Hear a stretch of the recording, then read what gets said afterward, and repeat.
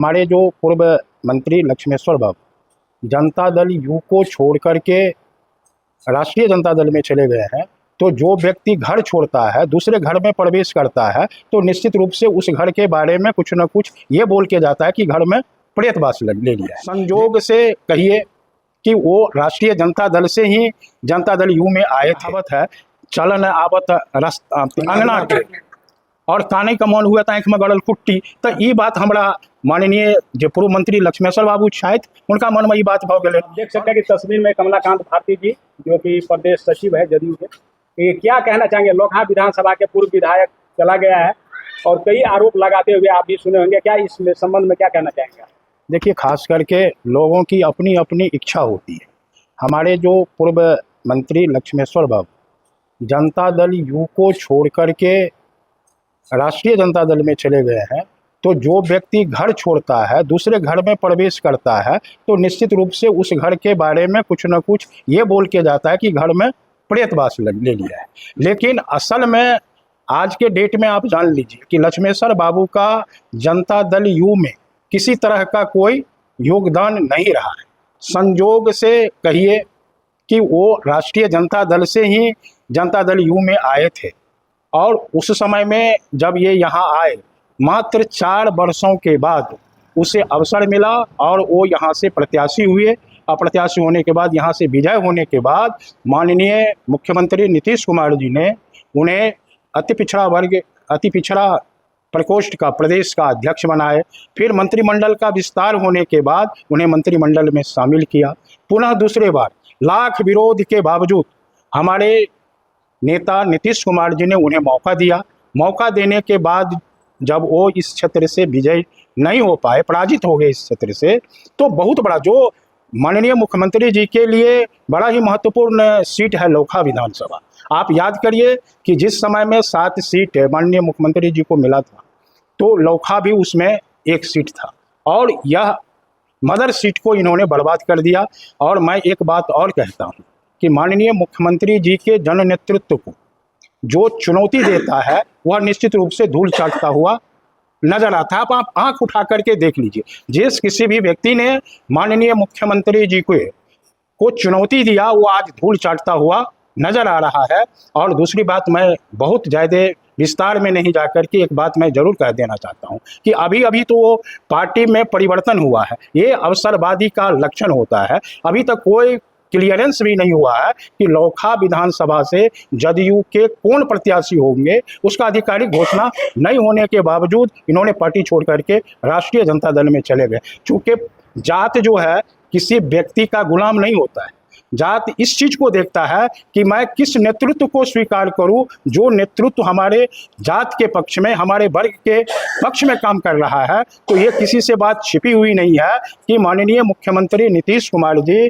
ने अति पिछड़ा वर्ग को जो सम्मान दिया है, चाहे वह राजनीतिक क्षेत्र हो, सामाजिक क्षेत्र हो, शैक्षणिक क्षेत्र हो, या फिर उनको आर्थिक दृष्टिकोण से सशक्तिकरण करने में, जहां तक आरक्षण के लाभ का सवाल हो, सरकारी सेवा में जाने की बात हो, तो ये द्वार खोलने का काम जननायक कर्पूरी ठाकुर के बाद अगर कोई मुख्यमंत्री है तो उसका नाम है नीतीश कुमार। तो नीतीश कुमार जी किसी भी अति पिछड़ा समाज को आज तक उपेक्षा के दृष्टिकोण से नहीं देखा है। और हमारे जो पूर्व मंत्री हैं वो आरोप लगा रहे हैं, हमारे राष्ट्रीय कार्यकारी अध्यक्ष माननीय श्री संजय कुमार झा जी, जो जनता दल यू के राष्ट्रीय कार्यकारी अध्यक्ष हैं। आप एक चीज जान लीजिए कि आज जो बिहार का जो विकास के क्षेत्र में, खास करके मिथिलांचल में जो विकास का रास्ता प्रशस्त हुआ है, आज देश जिस हिसाब से प्रगति पथ पर आगे बढ़ रहा है, उसी प्रकार से बिहार में मिथिलांचल एक ऐसा अंचल है जिनके नेता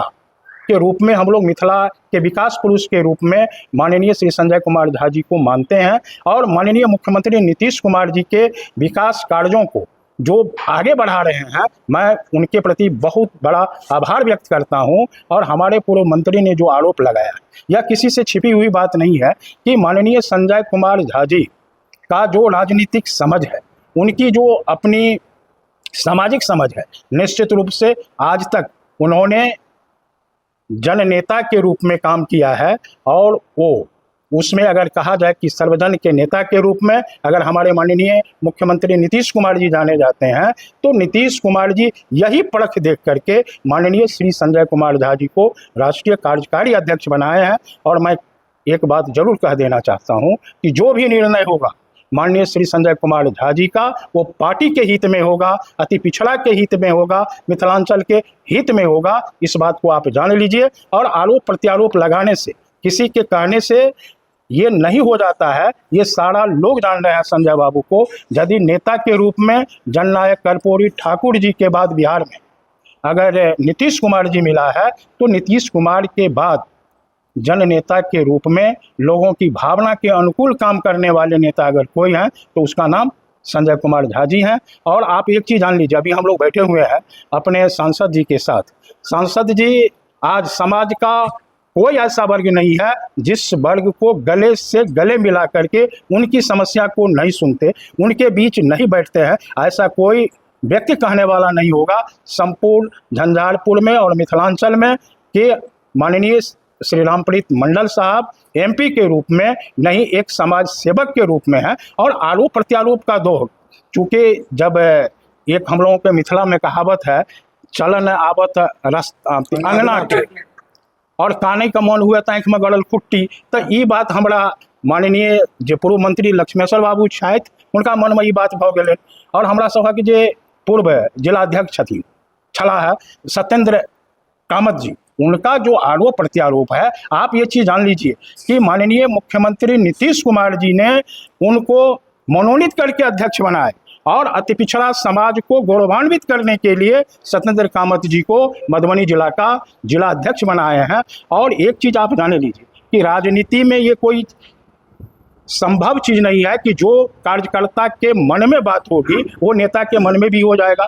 नेता एक क्षेत्र विशेष के लिए काम नहीं करते हैं, नेता प्रदेश के लिए काम करता है, नेता राष्ट्र के लिए काम करता है। राष्ट्र और प्रदेश के हित में जैसा समीकरण बैठता है, निश्चित रूप से नेता वैसा समीकरण बैठा करके चुनाव प्रबंधन का कार्य करते हैं। इसलिए हम इन लोगों के बातों को तजब्बो नहीं देते हुए मैं एक बात का अपील करता हूँ, खास करके मिथिलांचल के लोगों से, कि मिथिला के हित में यदि आपको और विकसित बिहार अगर बनाना है, तो इस बार का जो नारा है 2025, 225, 2025 से 30, फिर से नीतीश। और आप को संपूर्णता में एक व्यक्ति के मन में ये बात आ गई है कि नीतीश कुमार के नेतृत्व में जब बिहार में एनडीए की सरकार बनेगी, तो निश्चित रूप से जब डबल इंजन की सरकार होगी, तो बिहार विकसित बिहार बन जाएगा और इसको कोई रोक नहीं सकता है। ये सबके सामने में नीतीश कुमार जी ने बिहार को जीरो से आज अगर हीरो बनाया है, तो उसका नाम है